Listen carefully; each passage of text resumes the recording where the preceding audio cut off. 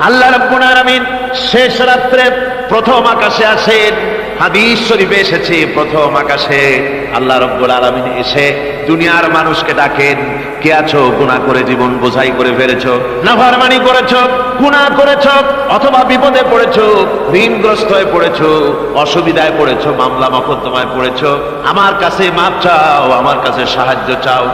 এই সময় যে সমস্ত বান্দারা আরামের ঘুমকে হারাম করে আল্লাহর দরবারে কাঁদতে থাকে, তাহাজ্জুদের নামাজ আদায় করে যখন হাত তুলে কাঁদে, আল্লাহ পাক তখন এই দৃশ্য দেখে ফেরেশতাদের বলেন, ও আমার ফেরেশতারা, আমার ওই বান্দাগুলি কাঁদে কেন? সমস্ত মানুষ যখন ঘুমানো, এই বান্দাগুলি কাঁদে কেন বলো? ফেরেশতারা বলে, আল্লাহ তুমি তো ভালো করে জানো। ফেরেশতারা বলে, আল্লাহ পাক বলবেন, তবুও তোমাদের মুখ থেকে শুনতে চাই। ফেরেশতারা তখন বলবে, রব্বুল আলামিন তোমার বান্দা গুনাহ করেছে, জাহান্নামের ভয়তে তোমার কাছে কাঁদতেছে, তোমার ভয়তে কাঁদে, জাহান্নামের ভয়তে কাঁদে। আল্লাহ জিজ্ঞেস করেন, ফেরেশতারা ওরা যে আমার ভয়তে কাঁদে, ওরা কি আমারে দেখছে নাকি? ফেরেশতারা বলে, না খোদা তোমারে দেখে নাই। আল্লাহ পাক বলেন, ওরা আমার যে জাহান্নামের ভয়তে কাঁদে, ওই জাহান্নাম তারা দেখেছে নাকি? ফেরেশতারা বলে, না আল্লাহ, তোমার জাহান্নাম ওরা দেখে নাই, তোমার বেহেশত কিছুই দেখে নাই। আল্লাহ পাক বলেন, ও আমার ফেরেশতারা, এই বান্দাগুলি আমার দোজখ দেখে নাই, আমাকে দেখে নাই, হাসর মিজান সিরাত কিছুই দেখে নাই, শুধু কোরআনের কথা শুনে, আমার নবীর কথা শুনে, আমার কোরআনের কথা শুনে বিশ্বাস করে আরামের ঘুমকে হারাম করে কিভাবে কাঁদতেছে তাকায় দেখ। আমার রহমতের দরিয়ায় জোশ মেরে গেছে, তোরা সাক্ষী থেকে যা, আমার ওই ক্রন্দনরত বান্দাগুলিকে আমি আল্লাহ মাফ করে দিলাম। আমার ভাইয়েরা, আল্লাহ পাক বলেন, আম্মান হুয়া কানিতুন আনা আল-লাইলি সাজিদাও ওয়া কাইমা। আল্লাহ রাব্বুল আলামিন বলেন, সিজদার ভিতরে আর দাঁড়ানোর ভিতরে আমার এই বান্দাগুলি আখিরাতে আমার সঙ্গে দেখা করা লাগবে এই ভয়তে, জাহান্নামের ভয়তে তারা কাঁদে, এভাবে কাঁদতে থাকে। আর আল্লাহ পাক ওই সময় তাদের গুনাহ মাফ করতে থাকেন। কোরআনে কারীমের ভিতরে আল্লাহ পাক বলেন, সারা রাত ঘুমাতে আল্লাহ নিষেধ করেছেন, সারা রাত যেন ঘুমায় না, পাইকারি দরে ঘুমায় না, একটু জাগো। ওয়াজকুর ইসমা রাব্বিকা বুকরাতাও ওয়া আসীলা।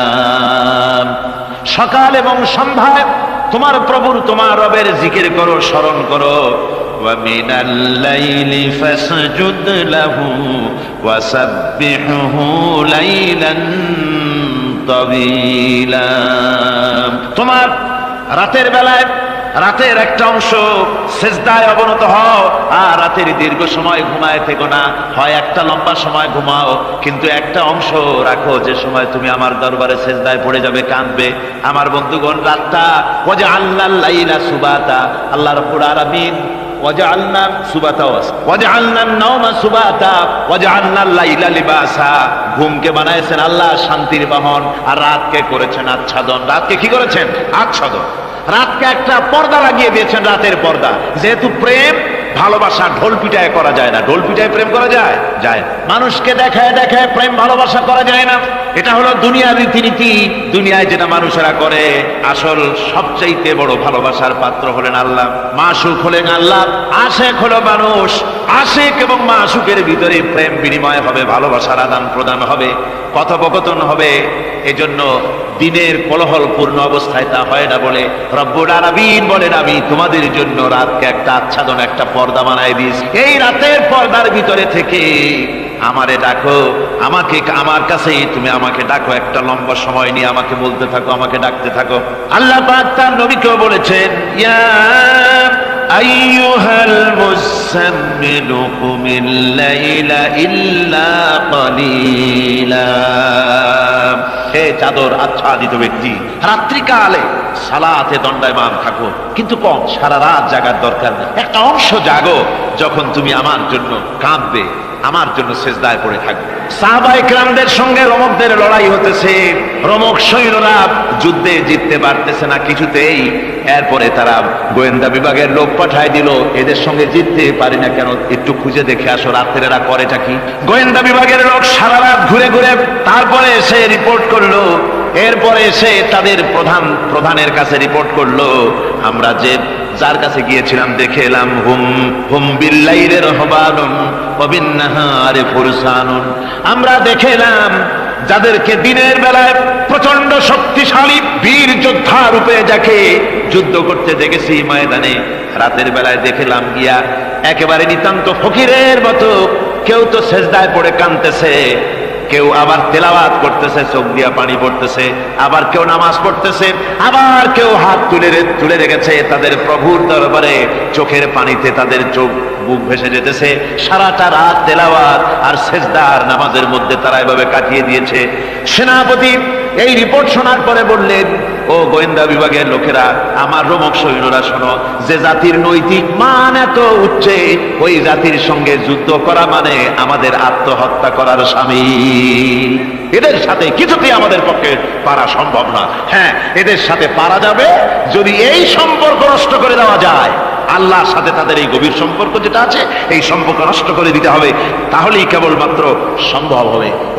এদের নৈতিক চরিত্র ধ্বংস করার জন্য প্রচেষ্টা চালাও, তাহলে হয়তো আমরা কামিয়াব হতে পারবো। আমার বন্ধুগণ, এই জন্য গভীর রাত্রে যারা ইমানদার ব্যক্তি, তাদের জন্য গভীর রাত্রে জাগার একটা ব্যবস্থা আল্লাহ পাক বলেছেন। ইমানদার ব্যক্তিদের জন্য এটা হলো 2 নম্বরের বৈশিষ্ট্য।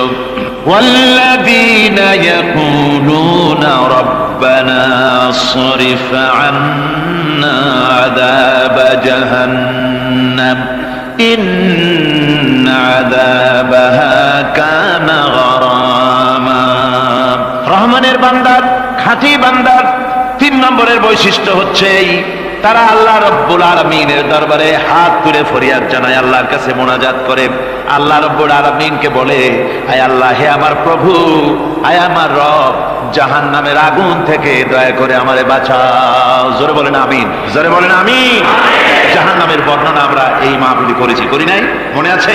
দারুণ কঠিন জায়গা, অত্যন্ত কঠিন জায়গা, মারাত্মক জায়গা জাহান্নাম। ওই জাহান্নামের জন্য আল্লাহর কাছে কাঁদতে হবে, মাপ চাইতে হবে জাহান্নাম থেকে। মুমিন ব্যক্তির 3 নম্বরের বৈশিষ্ট্যই তাই। সে বলবে, রব্বানা সরিফ আন্না আযাবা জাহান্নাম ইন্না আযাবাহা কানা গরামা। আয় আল্লাহ, তোমার জাহান্নামের শাস্তি থেকে তোমার কাছে মাপ চাই। আল্লাহ পাক বলেন, এই জাহান্নামের শাস্তি বড়ই প্রাণান্তকার হবে। ইন্নাহা সাআত মুস্তাকাররান ওয়া মুকামা। জাহান্নাম হচ্ছে অবস্থানের জন্য অত্যন্ত নিকৃষ্ট, খুবই খারাপ জায়গা এই জাহান্নাম। কিন্তু মুসলমানদের অবস্থাটা ভিন্ন। মুসলমানেরা নেক আমল করে, ইবাদত বন্দি করে, তা সত্ত্বেও তার কলিজা কাঁপতে থাকে। সুবহানাল্লাহ, তার কলিজা কাঁপতে থাকে যে আমি যে ইবাদত করছি, এই ইবাদত আল্লাহর দরবারে মঞ্জুর হচ্ছে কিনা। এই জন্য তার মন কাঁদতে থাকে। সে আমলের উপর নির্ভর করে থাকে না, সে আল্লাহর দয়ার উপর নির্ভর করে। কিসের উপর নির্ভর করে? আল্লাহর দয়া, আল্লাহর রহমতের উপর নির্ভর করে।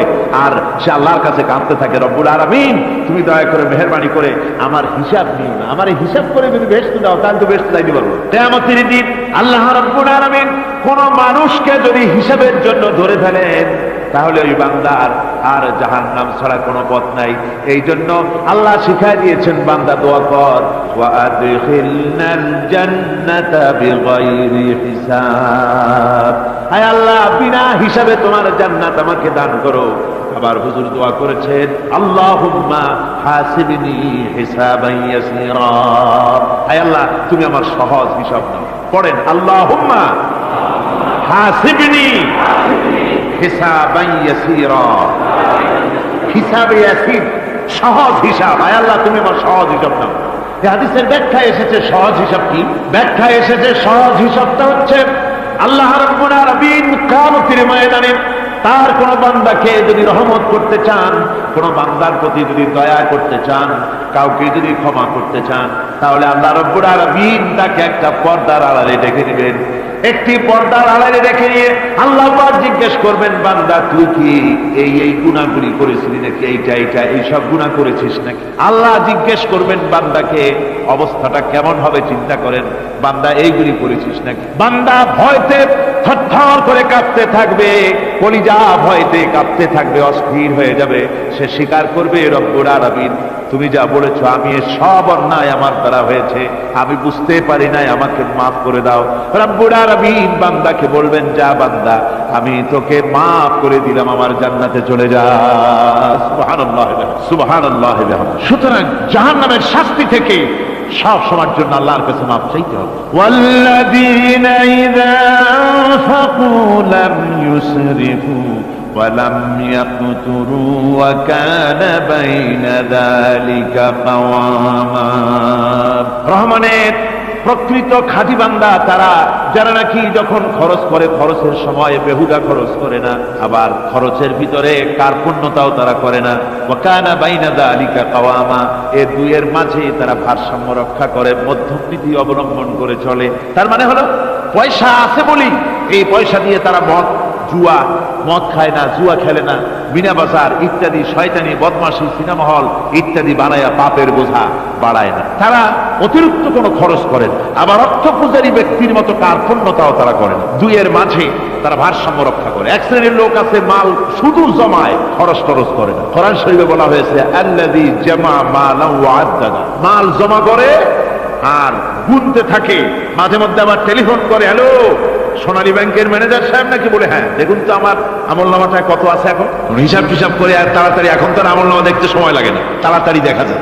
আগে যেমন ব্যাংকে গিয়ে জানতে কেউ চাইতো যে আমার ডেবিট কত, ক্রেডিট কত, ব্যালেন্স কত ইত্যাদি জানতে চাইলে তাকে একেবারে সেই লেজার খোলা লাগে, বিরাট বিরাট বই, বড় বড় কিতাব যা গরুর গাড়ি দিয়ে টানা লাগে, এত বিশাল বিশাল বই ছিল। এখন সেগুলি সংক্ষিপ্ত হয়ে একেবারে কম্পিউটারের মধ্যে ঢুকানো হয়েছে। কম্পিউটারের ভেতরে রয়েছে একটা ছোট্ট যন্ত্র যার নাম হলো মাইক্রোচিপস, একেবারে এতটুকু ছোট্ট মাইক্রোচিপ। এই মাইক্রোচিপসের ভেতরে হাজার হাজার ক্লায়েন্টসদের ডেবিট ক্রেডিট, তাদের ট্রানজেকশন, তাদের ব্যালেন্স সব কিছু রয়ে গেছে। আপনি যখনই জিজ্ঞেস করবেন সে বাটন একটা দাবালো আর সাথে সাথে স্ক্রিনে এসে গেল আপনার নাম কি, বাপের নাম কি, দাদার নাম কি, কত টাকা জমা করছিলেন, কোন কোন তারিখ উঠাইছেন, হাতে কত নিছেন কত, 14 গোষ্ঠীর ইতিহাস একটা চাপে চলে আসে। তো আমি মানুষকে এভাবে বলি যে এই বুদ্ধিটা যিনি দিলেন, লোকেরা বলে তো কয় যে কিয়ামতের দিন আল্লাহ নাকি আমলনামা দিয়ে মানুষের সামনে হাজির করিয়া, ইমানদারের সামনের থেকে ডান হাতে, বেঈমানের পিছন থেকে কোন হাতে, বাঁ হাতে। এখন ওই আমলনামা সারা জীবনে যত কথা বলছি, যত কাজ করছি সব তাতে লেখা থাকবে। তাহলে সেটা তো বিশাল একটা বই হবে, তো আমরা হাতে করে ধরবই বা কেমনে, আর ওটা হবেই বা কেমনে, আর ওটা পড়বই বা কেমনে। এখন তো বুঝতে সহজ হয়েছে কেমনে পড়বেন।